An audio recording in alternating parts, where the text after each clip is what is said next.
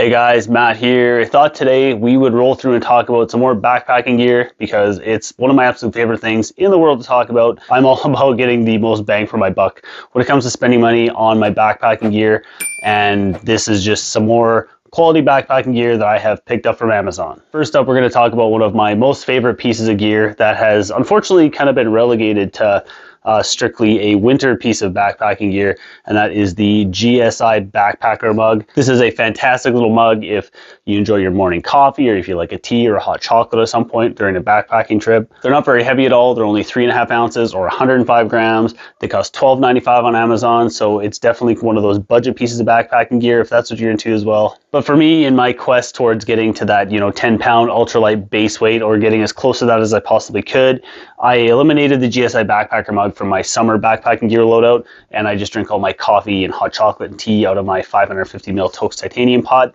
But in the wintertime, I'm always carrying a much bigger pot, usually a 1.2 liter pot. So having something that's a little bit smaller and gives me the ability to have my hot drinks is kind of a necessity for me. I love my morning coffee and I love my hot drinks, especially on a winter backpacking trip. One of the big advantages of the GSI mug is it's got this little kind of insulated slip. It's almost like a koozie built into it. Nice little handle to hang on to.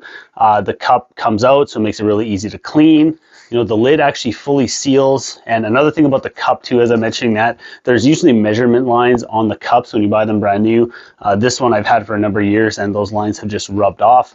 But usually before I head out for my trip, I'll usually put a couple, important measurement lines on there, like 500 mils or whatever, and I'll just mark them on there with a Sharpie, and it tends to hold up pretty well. As I mentioned, the lid fully seals, so when you pop it off, you'll see you've kind of got this like rubberized gasket around the top here.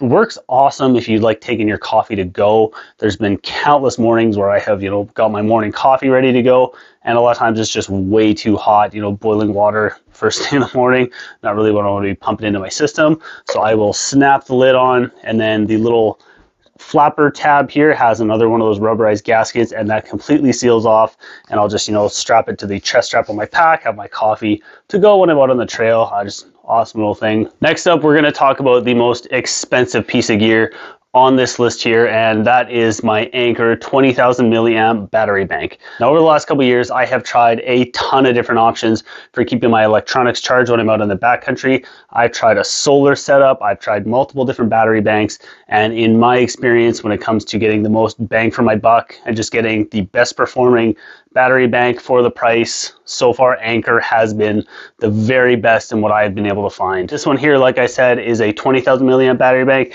It's got two outputs here for charging your devices.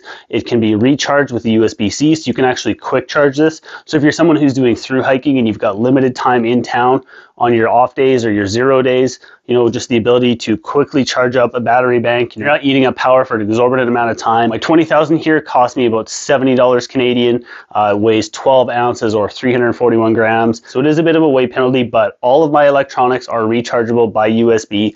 So having the ability to keep my cell phone charged up, my inReach charged up, my headlamp charged up, and any other electronics that I would bring with me, and also having a little bit of extra capacity to keep my friend's stuff charged up if their battery bank fails or if they forget their battery bank.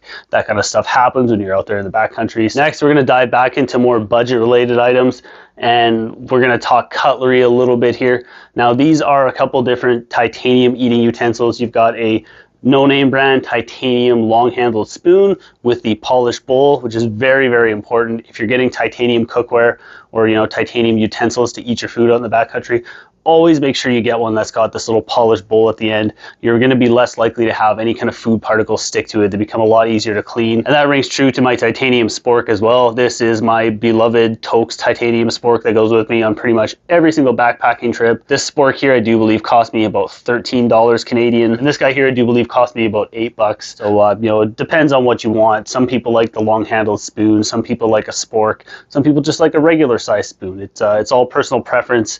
I'm not trying to tell you, you should use a spork over a spoon, but I'm just saying that, if you're looking at getting some titanium cutlery, Amazon is a fantastic place to get it. Now we're going to dive into water filters a little bit. This one here is the Sawyer Mini, but I do previously have experience using the Sawyer Regular, and I have also used the Sawyer Micro.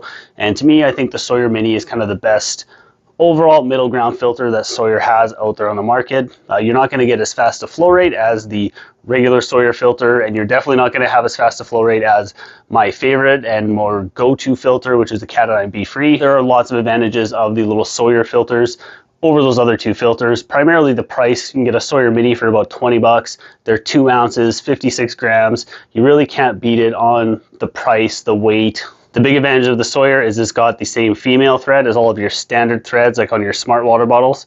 So you can just screw your filter right onto your bottle, and you can use this as a dirty bottle and just drink out of there, or squeeze it and filter out of there. That's what a lot of people do. You'll see a lot of thru hikers with this setup here just stuck in their backpack, filter right on there.